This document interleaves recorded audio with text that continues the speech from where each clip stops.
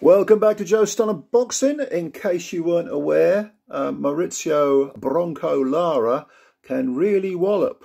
Yes, he can. He scored a third round TKO, 2 knockdown victory over Jose Sanmartin from Colombia. Sanmartin is, and Lara, of course, from Mexico. Now, we all know about Lara, don't we? Came over to Britain, knocked out Josh Warrington. There was a clash of heads in the rematch, which was just as well for Warrington, because it looked like Lara was on the rampage. There's no doubt that coming forward, this guy is a threat with both hands. He's got genuine knockout power in both hands. And when he unloads, it's a barrage of bloodthirsty, full salvo punches. I mean, he rampages, okay? But Jose Sanmartin did ask a few little questions early on. I know it ended in the third round and he wasn't really at the races, but I did like the way that he went straight towards Lara, very tight defence. Even when Lara was letting his hands go, Sanmartin wasn't backing off. He was trying to stay, like I say, tight defence, try and stay in the eye of the storm perhaps. Very, very risky with a guy of that power, very risky. And the one flaw that Sanmartin had was that he wasn't throwing any punch. He wasn't throwing his jab. I always think back to one of my favourite all-time fights, which was Nigel Benn against Michael Watson, where Watson came out with his hands very high, stood in front of Ben. Ben had that the similar sort of cavalier style to Lara, was letting the punches go. But when he stopped punching, when Ben stopped punching, Watson would bang in a jab. He was watertight defence, banging in jabs, you know, constantly. In other words, making the aggressor work 100% of the time. Sanmartin wasn't doing this. He was standing very close and trying to not really walk down, but provide constant pressure on Lara, but he wasn't letting his hands go. Lara, in other words, Lara was able to take little mini breaks. You know, he wasn't forced to fight at a pace that he didn't like. He wasn't forced to throw punches when he didn't want to throw them. He could pick and choose his moments. And there wasn't a lot of activity in the first round. In the second round, Sanmartin did come to life a little bit and was throwing a few punches. And for a little 15-second cameo, he was jabbing. And it was noticeable that Lara wasn't throwing any punches while Sanmartin was jabbing. In other words, he was almost waiting for him to finish. There was no hint at a counter. When they were up close and they did swap punches, Lara was countering, and Sanmartin would go into his shell again. But when Sanmartin was keeping him a little bit of distance and jabbing, Lara was being forced to think a little bit. Now, I'm playing devil's advocate here, because let's make no mistake about it, this was one-way traffic, okay, essentially. It was a third round knockout. 2 knockdowns scored in the third round. The first was set up with a big left hook to the body by Lara. Then he fired an overhand right, well, a right hook really, which landed on the side of Sanmartin's head, discombobulated him. There was a delayed reaction. He went back to the ropes and took a knee. He gets up, more of the same.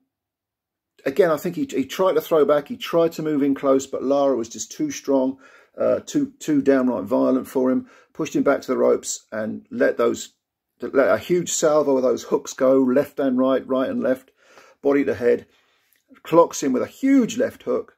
Sanmartin he doesn't hit the floor, he goes down again onto his haunches, onto one knee. And the referee immediately stopped the fight. And I thought, maybe that's a bit quick, but Sanmartin actually sat on the canvas for a good 2 or 3 minutes afterwards. So, one-way traffic, yes, but there were just little moments where I thought Lara could have been worked on, could have been outworked, there were little gaps where a thinking fighter, a motivated fighter who had his mind on the job and really wanted to be offensive as well as completely defensive, because there was nothing wrong with Sanmartin's defence, it was his offence that was lacking. There were little gaps where if the right fighter could have threaded those punches through. And of course, one of those fighters who may have done that is Lee Wood, who Lara was supposed to face, but Wood was injured. Now, there was another little thing I want to mention as well. Well, there was a clash of heads in the second round. And, okay, accidental clash of heads. Lara stepped back, looked at the referee, and then went down. And, he actually didn't go down on his haunches. But he leant forward and he was, showing out a bit. This was a couple of seconds after the headbutt, maybe 3 seconds after the headbutt. And it looked like he was, like I say, showing out a bit. And that reminded me of the fight that he had with Emilio Sanchez, where it was give and take. And again, he scored a third round knockout. He knocked out Sanchez with a very picturesque, highlight reel knockout. But there were moments in that fight where I think Sanchez was landing to the body and Lara didn't like it. Lara showed some mental, psychological vulnerabilities. And let's not forget that Lara has been stopped in the past. In fact, Lara was knocked out in 1 round. Going back, this is back in 2018, so it's 4 years ago. But August 2018? May, June, July, August, something like that. Mid-year, So 4 years, 3-4 months ago, he was knocked out in 1 round. And that was by a guy called Elliot Chavez, who I know nothing about. I looked this up on BoxRec before I did this video because I couldn't remember the name. But it was definitely a 1 round knockout. And he's got 2 defeats on his record. So he can be hurt and he can be stung.